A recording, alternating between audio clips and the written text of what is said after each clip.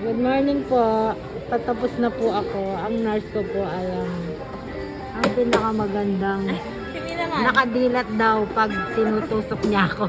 Paano meron yung ganun daw po pag tutusukin niya ako, hindi nakapikit. Natatapos na po ako. Naalis na niya.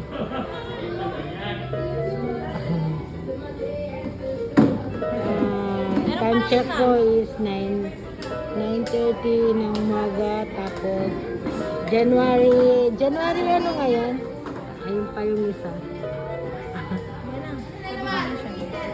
January ano ba ngayon? 17. January 17.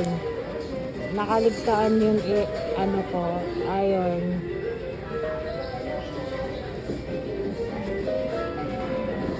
Ayan po. Tapos na po. Tatanggalin na lang. Tatanggalin na lang yun. Yun pa yung mga nurse namin dito. Si Rina. Si Carmen. Okay po.